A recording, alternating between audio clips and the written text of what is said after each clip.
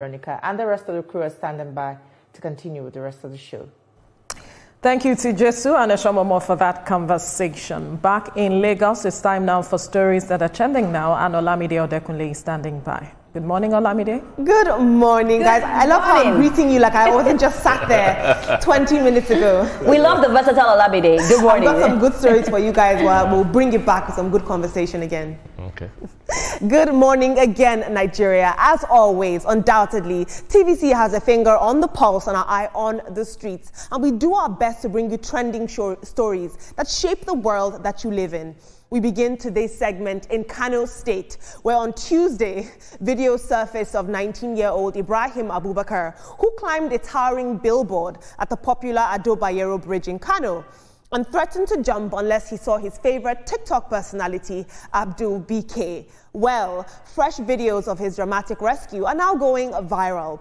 In a statement by the Kano State Police Command, a swift response team, including police officers and fire service officials, was deployed after a distress call from members of the public. Now, through negotiation and psychological engagement, the TikToker he requested was brought to the scene. And upon seeing this TikToker, the young man agreed to come down and was rescued unharmed, although he was visibly weak after hours on the structure without food or water. He's been taken to the police hospital in Bompai for treatment, and the Commissioner of Police, CP Ibrahim Bakori, praised the professionalism of the rescue team and ordered a full investigation into the incident. The police are using the moment to caution the Nigerian public, though, that attempted suicide is still a criminal offense under Nigerian law, and they're urging anyone in emotional distress to seek professional mental health support rather than resorting to dangerous actions that this young man did. I really hope that he gets the help he needs, but it would have been great to see him get up there and demand justice for victims of Benway or any other sort of notable cause. But to ask for a TikToker, I don't know. I'm glad that he's okay, though. Priorities, guys. Let's take a look at social media. Let's take a look at one tweet. Admela Solomon says, "You say waiting, that's why I like the military. Then for don't fix and we beating. You won't commit suicide over TikTok star?" This person was not having it at all. But moving on more serious Nigerian matters, a leaked memo from Nigeria's Department of State Service, the DSS, has revealed that the agency allegedly issued a warning about planned attacks on communities in Benue and Nasarawa states weeks before the deadly assault on Yelwata. Now, the DSS allegedly alerted military authorities to intelligence reports of an imminent attack by suspected Fulani militias in the classified correspondence. The DSS says that apparently the attacks were in retaliation to alleged seizure of cattle by the state government. Now, after the massacre, remember that the Chief of Defense Staff, General Christopher Musa, revealed that troops had been deployed to Yelwata on the day of the incident, but he did admit that they were misled by false intelligence suggesting that another village was under siege. The leak, of course, triggered renewed public concern about coordination failures between Nigerian intelligence agencies and security forces, especially in regions with grappling recurring violence. Meanwhile, Kayode Egbetokun, the Inspector General of Police, has announced the arrest of 28 suspects linked to the deadly attack in Yelwata local government area of Benue State. This is very interesting. This shows that we are not lacking in terms of intelligence gathering or the intelligence that we have, but the coordination and response to this intelligence is where we have a problem. Let's take a look at social media. Of course, Nigerians are hurting and they're upset that if we had intelligence, why did we fail to respond accordingly and timely, and rightly so. At Johnson says, if Nigeria is actually working well, heads ought to be rolling by now at the defense headquarters and set them for immediate prosecution. Anunu Ebe says, we always underrate our intelligence agencies. They always have the info on time and always pass it to the right desk. Till date, nothing has been done on the list of terrorist sponsors DSS talked about. The problem is that vested interests always subdue the information. Very interesting. And finally, Adio says, that means that the military are deliberately ignoring security alerts from a fellow security agency. This is not good for the country. If intelligence can help us prevent the loss of life and the bleeding that occurred in Benue, then we must take it very seriously.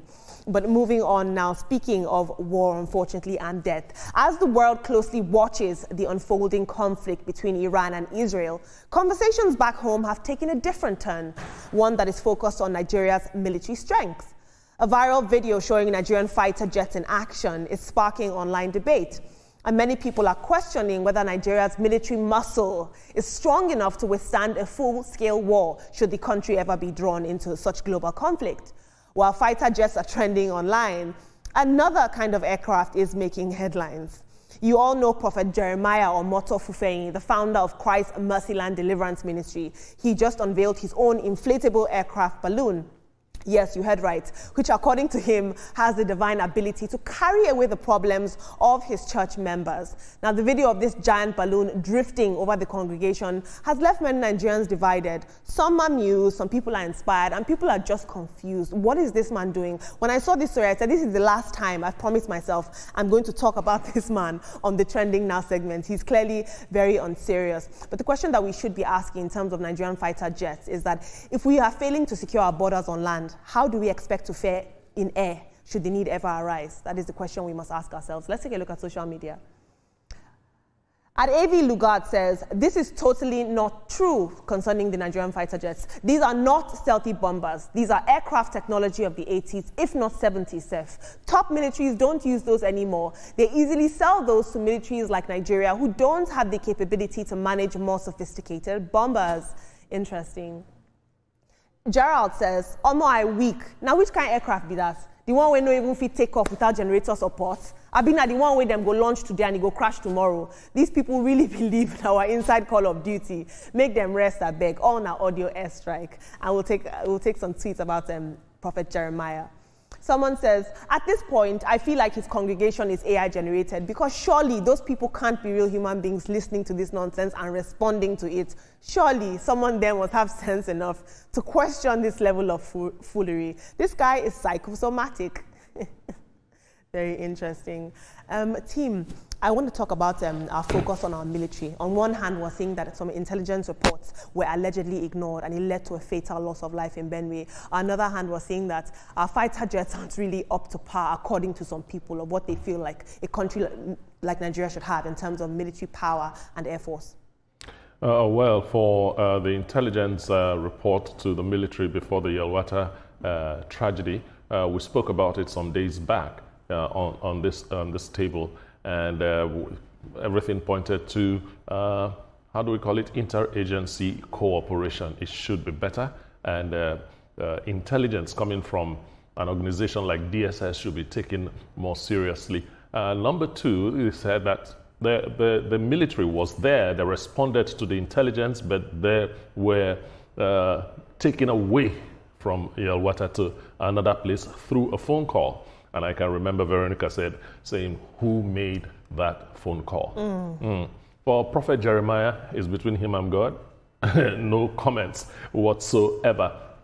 Now, to the people that tweeted about the aircrafts that they saw on social media, they didn't tell us which country they had been to see the aircraft those countries are using as against the one that Nigeria is using. All right? So I'll leave that story there. All right, I'll pick up the story of the Billboard TikToker who wanted his TikTok celebrity to come bring him down from the Billboard before. Sometimes we play with our lives, and it's sad. If you know the value of your life, you wouldn't go that hall to see a TikTok celebrity to come pull you down. If you had died, what would have happened to your family? Well, it shows you're selfish and you do not understand your essence as a person in the society, in your family, and perhaps to the people that that love you. So he should be arrested at the end of the day after he has been checked and certified okay. Psychological support, I do not think so. Someone who needs psychological support would not request for a TikTok celebrity to come down that billboard. So he needs to be arrested because it's a criminal offense. We got that length to create content, and it is sad. Talking about Prophet Omoto Jeremiah, I think he has his answers when he stands before God. That's I would leave to God to deal with. And the matter of our security, if we have the manpower to addressing it, I think that government has been doing enough, a lot that it can do. but then we're asking for more, and I believe government knows what to do at the end of the day. And what happened in Yelwata, it's sad. I hope that we bring to justice those who were behind the scene that should have done the needful and did not do it. Okay, so before we leave it to God, I will pick it from there. I think that we are tired of Pastor Jeremiah. And Olamide, what he's doing, I see it as mocking Christianity. This is the same man that came out with nightgown. He's come out with so many things. I remember the one he made that he had like he was holding something, I don't want to call the name, and then he was messing around with it in the church. This is mockery of Christianity, and we're tired. Like, people need to speak. I still don't understand why this man's church is still standing, because the things he does. And I really want to believe that those people are AI generated, because you cannot be sensible and go and stand there. Like, some things are just no. We know that God is the final judge, but hey, he needs to be stopped. Now, moving forward, I want to speak about the guy in Kano. First of all, I want to ask him, Meye Dameka? That's the first question I want to ask him, because we cannot keep playing with things like this. Like, how would you climb there and you say you're waiting for a TikTok star? Olamide, I don't like the way they rescued him. I wish they did not bring that TikTok star there, because let me tell you something. Now that he has done it, more people see that that can happen. You'll see it will now become a trend. A lot of people will now be climbing things and say people should come. It is a bad way of rescue. They should have left him there. When hunger has gotten him, when he's thirsty, he will find a way to come down. When you go up, you know the way to come down. It doesn't speak well of the priorities of Gen Z. At all. Like, how do you start there? And the TikTok star is even waiting for. At all. The TikTok star is not even like he's that. Oh my God.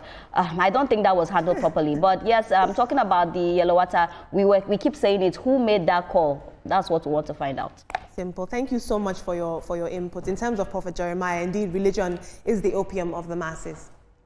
Moving on, facing a growing public criticism, the Obedient movement has suspended its fundraising campaign for the planned birthday rally in honor of former presidential candidate Peter Obi, who turned 64 on the 19th of July. Now, the group had earlier announced a nationwide rally and opened 4 bank accounts to collect public donations for the event. But the move was quickly met with a lot of backlash, with online critics raising concern over transparency, priorities, and the lack of clarity around how the funds would be used. Now, in a statement signed by National Coordinator Dr. Yunus Atanko, the movement acknowledged that sharing account details without adequate context may have created confusion.